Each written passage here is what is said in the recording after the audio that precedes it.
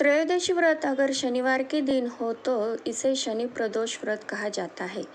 वैसे प्रदोष व्रत के दिन भगवान शिव शंकर की पूजा की जाती है, लेकिन अगर प्रदोष व्रत शनिवार के दिन हो तो इस दिन शिव जी के साथ साथ शनिदेव की भी पूजा की जाती है। अप्रैल माह का पहला प्रदोष व्रत 6 अप्रैल दिन शनिवार को है। पंचांग के अनुसार यह व्रत हर महीने के दोनों पक्षों की त्रयोदशी तिथि को रखा जाता है। अप्रैल की पहली त्रयोदशी तिथि शनिवार के दिन पड़ रही है, जिसे बहुत खास माना जाता है। त्रयोदशी व्रत अगर शनिवार के दिन हो तो इसे शनि प्रदोष व्रत कहा जाता है।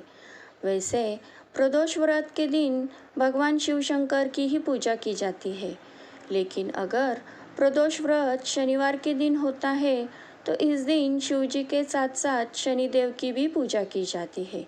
इस व्रत को करने से शिव शंभू के साथ साथ शनिदेव भी प्रसन्न होते हैं और कुंडली में शनि दोष दूर होता है।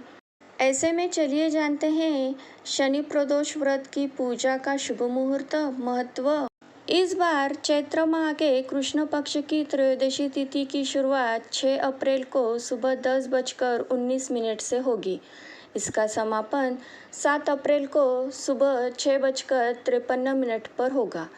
प्रदोष व्रत के दिन संध्याकाल में शिव की पूजा करने का विधान है। ऐसे में 6 अप्रैल को शनि प्रदोष व्रत रखा जाएगा। शनि प्रदोष व्रत वाले दिन पूजा के लिए प्रदोष काल यानी शाम का समय शुभ माना जाता है। सूर्यास्त के 1 घंटे पहले भक्त स्नान और पूजा करके तैयार हो जाए। स्नान के बाद संध्या के समय शुभ मुहूर्त में पूजन आरंभ करें। गाय के दूध, दही, घी, शहद और गंगाजल आदि से शिवलिंग का अभिषेक करें।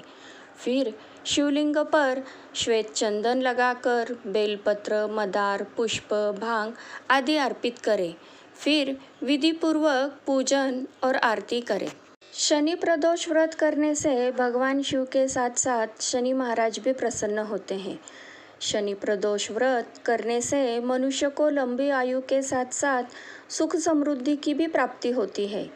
मान्यता है कि इस व्रत करने से व्यक्ति को सभी दुख दूर हो जाते हैं और अंत में वह सभी सुखों को भोगकर मोक्ष प्राप्त करता है। चलिए जानते हैं शनि प्रदोष की व्रत कथा। शनि प्रदोष व्रत कथा के अनुसार प्राचीन काल में एक नगर में सेठ थे। सेठ जी के घर में हर प्रकार की सुख सुविधा थी, लेकिन संतान नहीं होने के कारण सेठ और सेठानी हमेशा दुखी रहते थे। काफ़ी सोच विचार करके सेठ जी ने अपना काम नौकरों को सौंप दिया और खुद सेठानी के साथ तीर्थ यात्रा पर निकल पड़े। अपने घर से बाहर निकलने पर उन्हें एक साधु मिले जो ध्यानमग्न बैठे थे। सेठ जी ने सोचा, क्यों न साधु से आशीर्वाद लेकर आगे की यात्रा की जाए। सेठ और सेठानी साधु के निकट बैठ गए।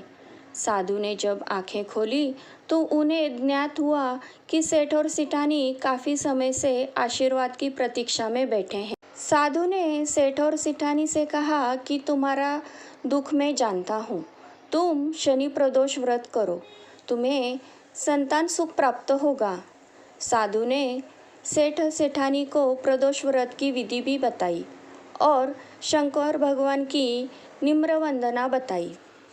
हे रुद्रेश्वर शिव नमस्कार, शिव शंकर जगगुरु नमस्कार, हे नीलकंठ सूर नमस्कार, शशिमौली चंद्र सुख नमस्कार, हे उमाकांत सुधी नमस्कार, उग्रत्वरूप मन नमस्कार, ईशान ईश प्रभु नमस्कार, विश्वेश्वर प्रभु शिव नमस्कार। सेठ और सेठानी साधु से आशीर्वाद लेकर तीर्थ यात्रा के लिए आगे चल पड़े। तीर्थ यात्रा से लौटने के बाद सेठ और सेठानी ने मिलकर शनि प्रदोष व्रत किया, जिसके प्रभाव से उनके घर एक सुंदर पुत्र का जन्म हुआ और खुशियों से उनका जीवन भर गया।